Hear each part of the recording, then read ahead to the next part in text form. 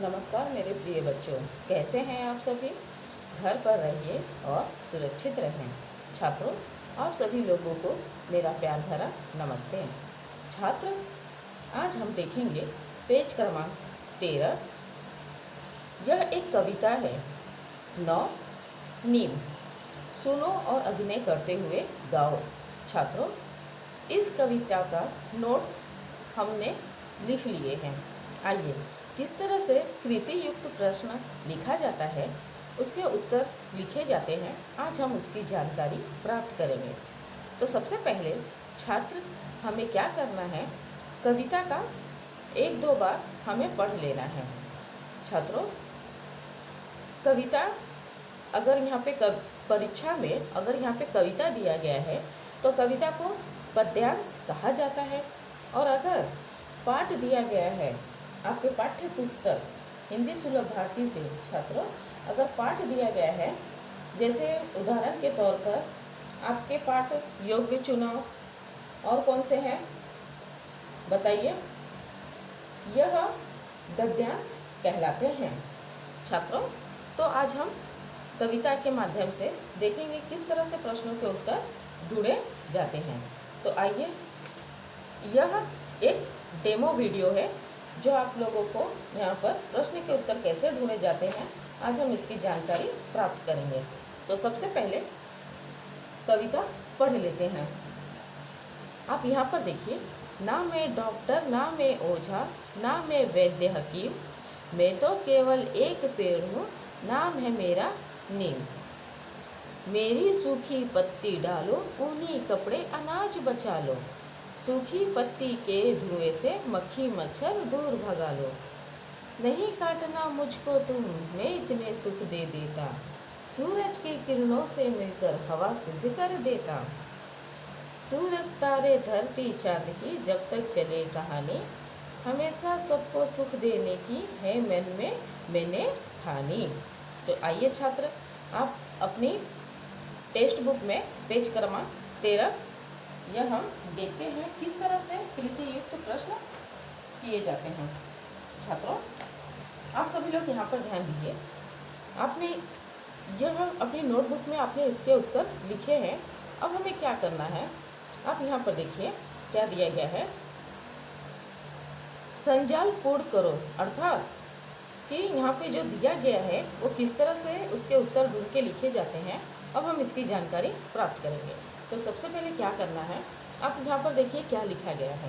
पहले आप इसे अच्छी तरह से पढ़ लीजिए। पढ़ने के बाद कविता में अर्थात पद्यांश में इसका उत्तर कहाँ है वो हमें देखना है और यहाँ पर लिखना है। तो देखिए, नीम अपने आप को यह नहीं मानता। बच्चों, एक बार दोबारा पढ़ लीजिए। नीम अपने आप को यह नहीं मानता। तो क्या नहीं मानता है यह देखने के लिए हम दोबारा कविता देखेंगे। आइए, ये देखें, ये पहला यहीं पे क्या लिखा गया है, नीम क्या कह रहा है, ना मैं डॉक्टर, ना मैं ओझा, ना मैं वैद्य हकीम। नीम कहता है कि मैं ये सब नहीं हूँ। कविता का अर्थ तो आप जानते ही होंगे। आइए, अब हम क्या करेंगे बच्चों कि यहाँ पर हम लिखेंगे डॉक्टर, ओझा, वैद्य और हकीम। क्यों? क्योंकि नीम अपने आप को यह नहीं मानता। ठीक है बच्चों, इस तरह से प्रश्नों के उत्तर ढूंढ के ये जो बॉक्स दिए गए रहते हैं, इन बॉक्सों में आपको उत्तर लिखना होता है। पूरा वाक्य नहीं लिखते हैं, सिर्फ इस तरह से लिखा जाता है। आइए, अब हम आगे बढ़ते हैं। छात्रों, अभी आप यहाँ पर ध्यान दीजिए। यह देखिए, अब आकृति पूर्ण करो। ब, नीम की सूखी पत्तियाँ इन्हें सुरक्षित रखती है। बच्चों, क्या है, दोबारा पढ़ लीजिए। नीम की सूखी पत्तियाँ इन्हें सुरक्षित रखती हैं। तो आइए दोबारा हम कविता देख लेते हैं। आप लोग यहाँ पर ध्यान दीजिए। ये देखिए, अब नीम की सूखी पत्तियाँ इन्हें सुरक्षित रखती हैं। तो ये हमने कहाँ पे पढ़ा था, यहाँ पर देखा था। नीम खुद को कहता है, मेरी सूखी पत्ती डालो, ऊनी कपड़े अनाज बचा लो। जी बच्चों, तो हमारा दूसरा उत्तर क्या होगा? ऊनी कपड़े और अनाज बचा लो। तो हम यहाँ पर लिखेंगे छात्र, ये देखिए आप, ऊनी कपड़ों और अनाज को बचा लो। तो हम पूरा सेंटेंस यहाँ पे पूरा वाक्य नहीं लिखेंगे, सिर्फ हम लिखेंगे नीम की सूखी पत्तियाँ इन्हें सुरक्षित रखती हैं, ऊनी कपड़ों को और अनाज को। आइए अब हम आगे देखते हैं। आप सभी लोग यहाँ पे ध्यान दीजिए। नीम की सूखी पत्तियों के धुएं से दूर भागते हैं। तो क्या दूर भागते हैं, ये हमें दोबारा कविता देखना होगा। आइए तो आप यहाँ पर देखिए, सूखी पत्ती के धुएं से मक्खी मच्छर दूर भगा लो। तो यहाँ पे पूछे गए प्रश्नों के उत्तर क्या होंगे? मक्खी मच्छर भागते हैं, अर्थात सूखी पत्ती के धुएं से। अब ये देखिए, यहाँ पर हमने क्या लिखा? मक्खी और मच्छर। नीम की सूखी पत्तियों के धुएं से यह दूर भागते हैं, मक्खी मच्छर।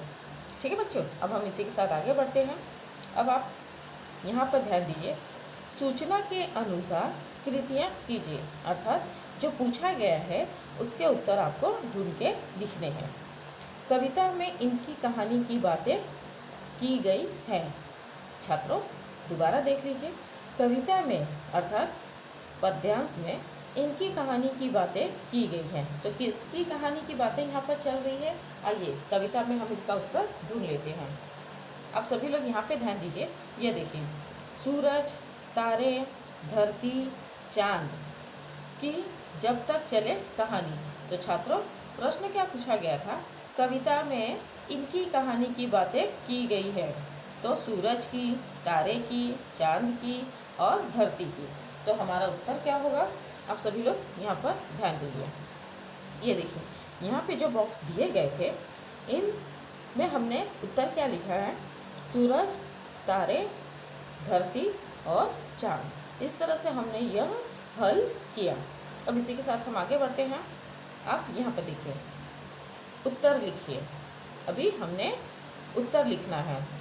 तो शीतल छाया देने वाला पेड़। बच्चों शीतल अर्थात ठंडा छाया देने वाला पेड़। तो उत्तर क्या है? नीम। ये हमने कहाँ से देखा? ये हमने कविता में से इसके उत्तर ढूंढ के लिखे हैं। कविता की कवित्री अर्थात कविता का राइटर, यह कविता किसने लिखी है? यह हमने कहाँ से देखा बच्चों? आप सभी लोग यहाँ पे ध्यान दीजिए। सबसे नीचे आप यहाँ पर देख सकते हैं कि ये रहा, लता पंत जी ने यह कविता लिखी है ना बच्चों? तो हमारा उत्तर क्या होगा? लता पंत। आइए अब हम इसी के साथ आगे बढ़ते हैं। नीम का स्वाद। बच्चों नीम का स्वाद कैसा होता है वो भी हमने कविता से पढ़कर यहाँ पे लिखा है, कड़वा। अब नीम के फल को कहा जाता है। तो नीम के फल को क्या कहा जाता है? निबोरी। ठीक है बच्चों, इस तरह से हमने यहाँ पर प्रश्नों के उत्तर हल किए। इसी के साथ अब हम आगे बढ़ते हैं। छात्रों उम्मीद करती हूँ कि आप सभी को किस तरह से प्रश्नों के हल कविता में से ढूंढकर लिखा जाता है, ये हमने इसकी जानकारी प्राप्त की। अगर इस कविता की जगह पर पाठ दिया जाए तो पाठ अर्थात गद्यांश आपको पैसेज अच्छी तरह से पढ़ना है, पैराग्राफ को, और उसके प्रश्नों के उत्तर आपको ढूंढ के लिखने हैं। छात्रों आप सभी लोगों का यहाँ तक के लिए बहुत बहुत धन्यवाद। Thank you.